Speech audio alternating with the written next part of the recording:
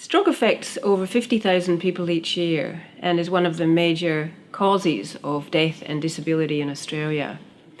This report and presentation today will summarise the results of the 2016 audit of rehabilitation services and also the self-report survey of organisations of services. This slide shows the participation of health services across Australia, public and private, between 2008 and 2016.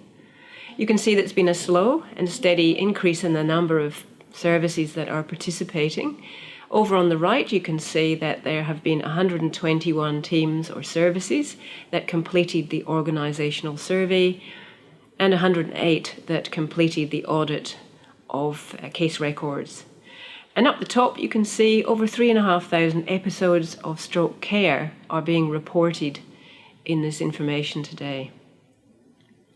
Of the teams and the services that are participating, about 10% are private and the majority are public health services and the majority are urban.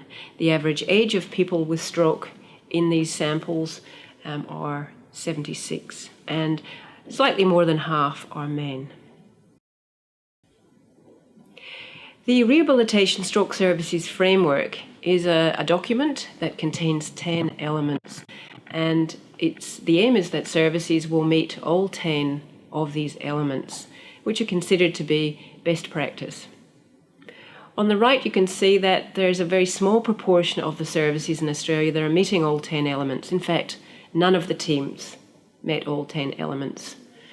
Only 3% of teams and services were meeting 9 of the elements of best practice. This needs to change. It's really not sufficient adherence by services across the country. You can see that between 2014 and 2016, only about a quarter of services on the left there were meeting up to 3 of the elements. And the next few slides describe which of those elements were being met better than others. Between 2014 and 2016, the proportion of services that reported having co-located stroke beds, that is, those that are geographically located together with expert services and disciplines that are specialist in this area, has dropped quite a lot, less than 10%. Since 2014, this has changed quite a lot and needs to improve. Here you can see that the proportion of services that are reporting they routinely use evidence-based guidelines to inform their practice is quite low. It's 56%. We would hope that all services in Australia would say that they are reporting and using evidence-based guidelines, such as the National Stroke Guidelines. And again, this needs to change. We would expect that managers and clinicians would know the guidelines and the recommendations that are pertinent to their particular areas of practice. What about the systems in place to help prepare people for transfer of care between inpatient and the community, or for re-entering the system if a person has gone home? Again, it's still disappointingly low. 29% of services report that they have these systems in place. And this isn't even accounting for what is found in the records, in the medical records of people who attend the services. Now, moving on to the audit, this is information on the 40 records that each of the services retrospectively audited for the period January to December 2015, which were completed early this year. It's recommended in our national guidelines that everybody who comes into a hospital is assessed and screened for their mood, for anxiety and depression, because we can't tell when somebody's got a problem with their mood.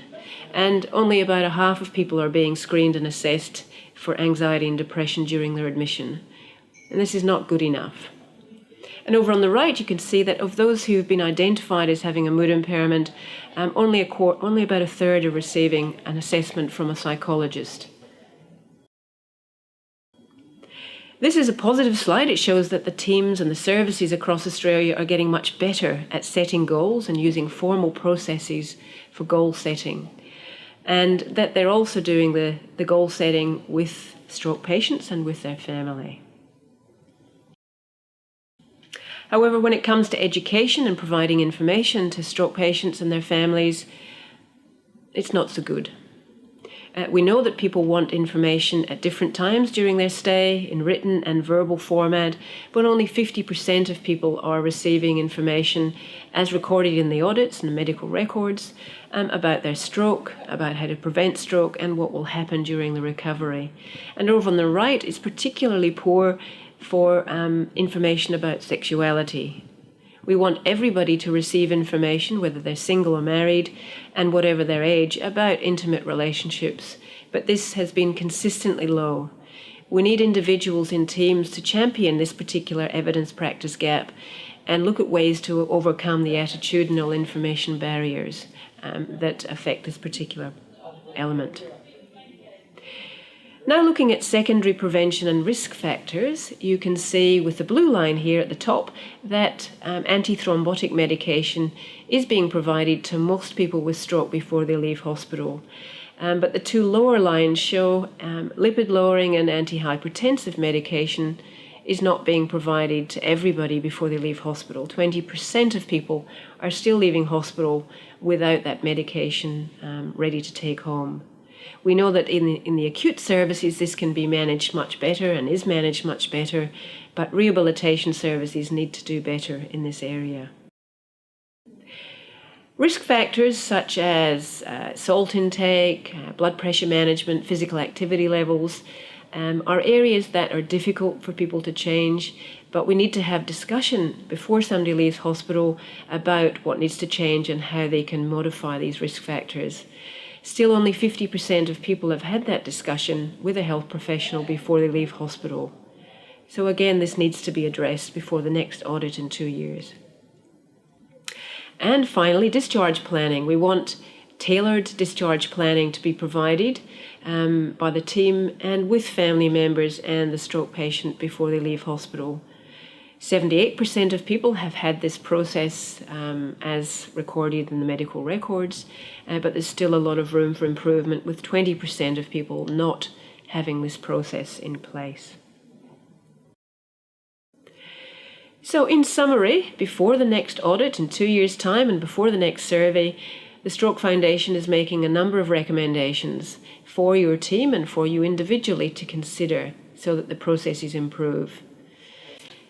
More co-located beds and dedicated stroke wards, better attention to assessment of people's psychological and emotional needs, anxiety and depression, better provision of information and education to stroke survivors and their families about the processes of recovery and about risk management and secondary prevention.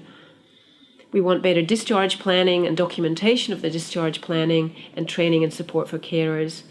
And finally, particularly when the next guidelines come out next year, we want services to know the content of the guidelines and to be addressing the gaps in the processes of care so that we can see fewer variations across the country.